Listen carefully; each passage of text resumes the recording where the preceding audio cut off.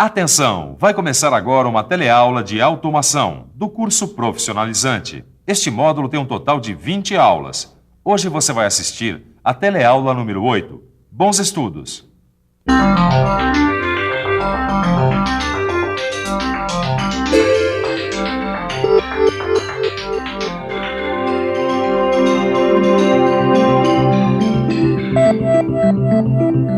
A eletricidade é muito importante para a automação. Os motores elétricos, os sensores, as bombas hidráulicas e os compressores pneumáticos precisam dela para funcionar. Se a gente pensar nesse nosso século XX, vai ver que muita coisa foi feita com a eletricidade. Foi com a eletricidade também que apareceu a eletrônica. E esse é o assunto da teleaula de hoje. Nós vamos aprender que o transistor quase sempre é feito de silício. Também vamos ver que ele é constituído por camadas com cargas positivas P e negativas N. Vamos conhecer alguns outros componentes eletrônicos: o resistor, o capacitor, o indutor e o diodo. E por último, vamos ver como um circuito de controle transistorizado é construído. Muitos aparelhos foram construídos com a eletrônica. É só a gente olhar em volta para perceber. Aqui na televisão, então, quase tudo tem eletrônica. Mas não é só na televisão, não. E é isso que a gente vai ver hoje.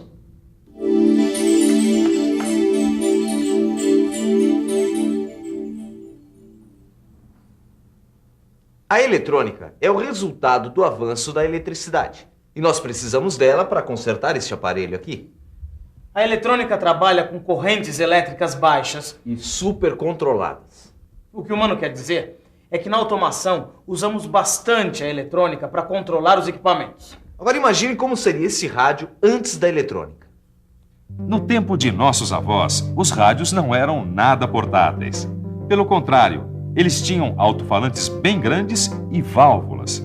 Depois, com o desenvolvimento da eletrônica, tudo mudou.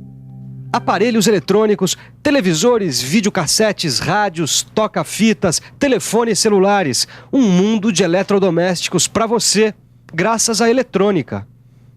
A eletrônica moderna começou em 1947, 2 anos depois do final da Segunda Guerra Mundial. A primeira peça eletrônica foi o transistor. O transistor tem 3 camadas. Quase sempre elas são feitas de silício.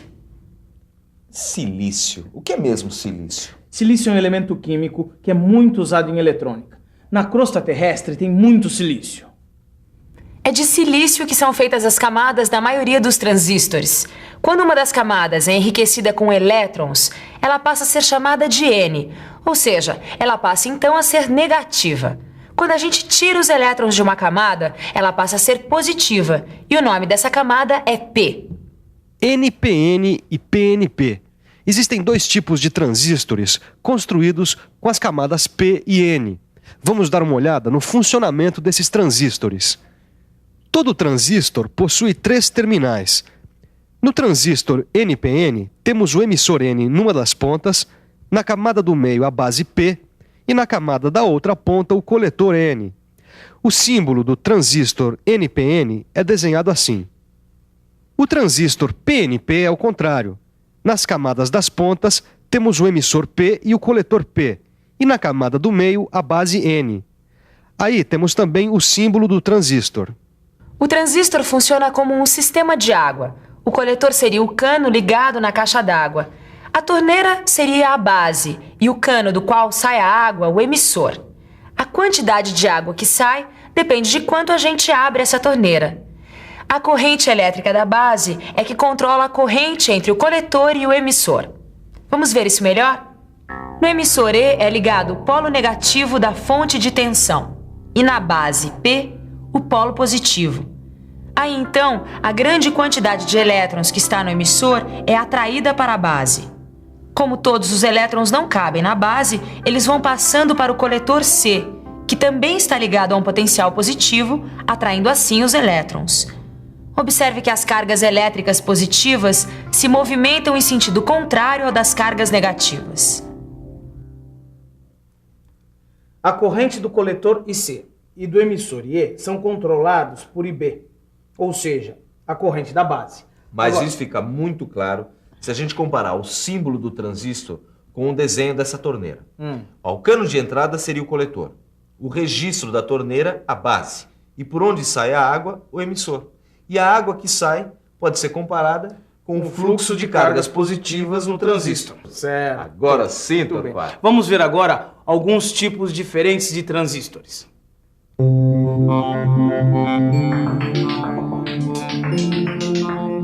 Existem vários tipos de transistores, e com a utilização deles foi possível fazer muitos aparelhos eletrônicos diferentes. O transistor está em todas. Ele é uma peça muito importante da eletrônica. Realmente, esse nosso amigo transistor é muito importante. Tem um monte deles aqui dentro. E aqui nós temos um resistor. Vamos ver como ele funciona. O resistor tem 2 terminais. O corpo do resistor pode ser feito de carbono, como esse aqui, ou ainda com película metálica. E ainda o resistor de fio. A função dos resistores é controlar a corrente elétrica de um circuito. Existe ainda o resistor variável, que recebe o nome de potenciômetro. Quando a gente ajusta o volume da televisão, a cor, o brilho, a gente está ajustando essas características do aparelho com a ajuda da resistência elétrica. Quer ver? Dá só uma olhada nisso aqui. É a resistência elétrica que controla a tensão ou a corrente do aparelho. O resistor variável, ou melhor, o potenciômetro, pode mudar rapidamente a tensão ou a corrente do aparelho. E assim, a gente consegue ajustar a imagem do nosso televisor, o som do nosso toca-disco ou ainda a velocidade de um motor elétrico. Viu só como é muito grande a importância do resistor?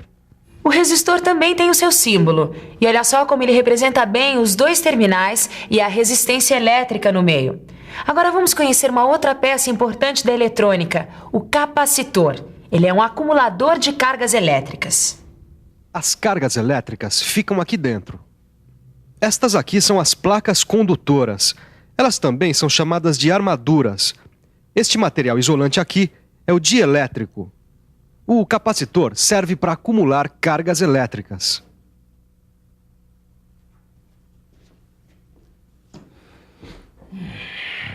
Cargas elétricas acumuladas, controladas e transistorizadas. Isso me deu fome.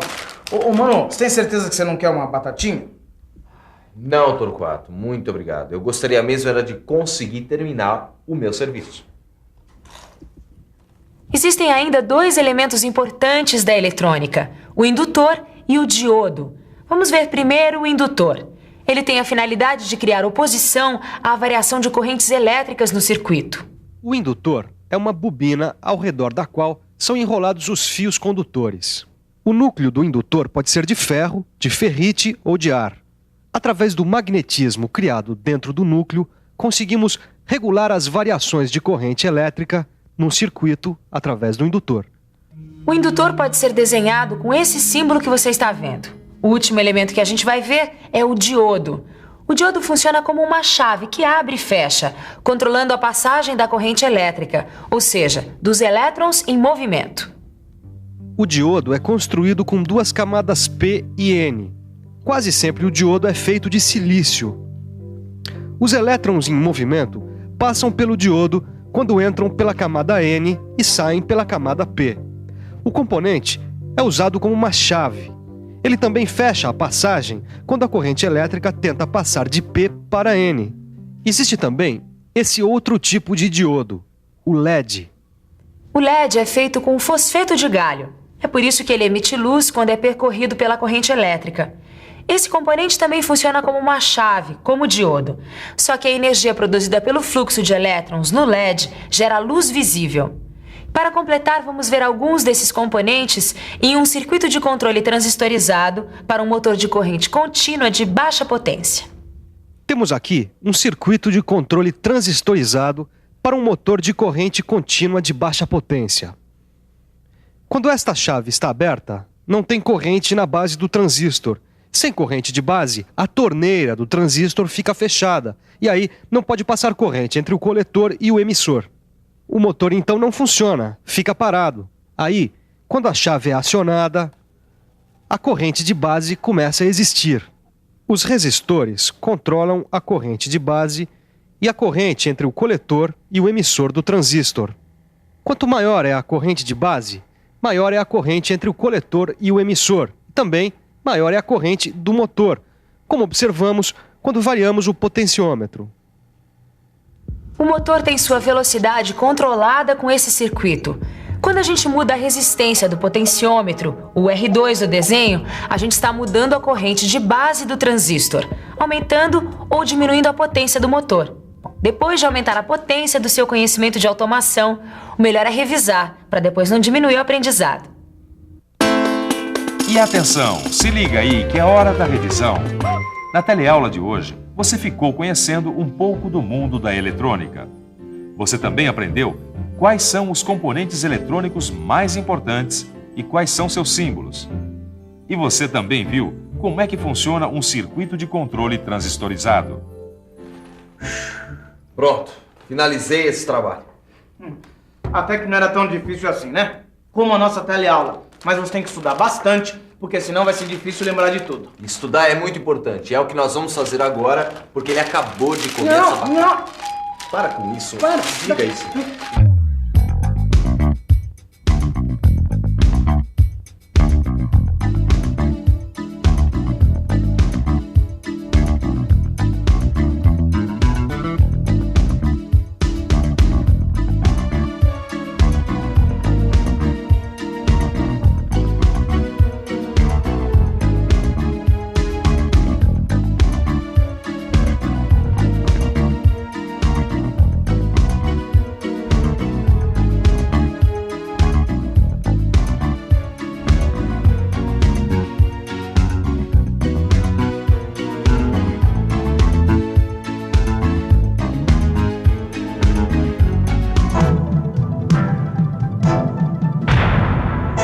Telecurso 2000, um programa de educação do Sistema Fiesp e da Fundação Roberto Marinho.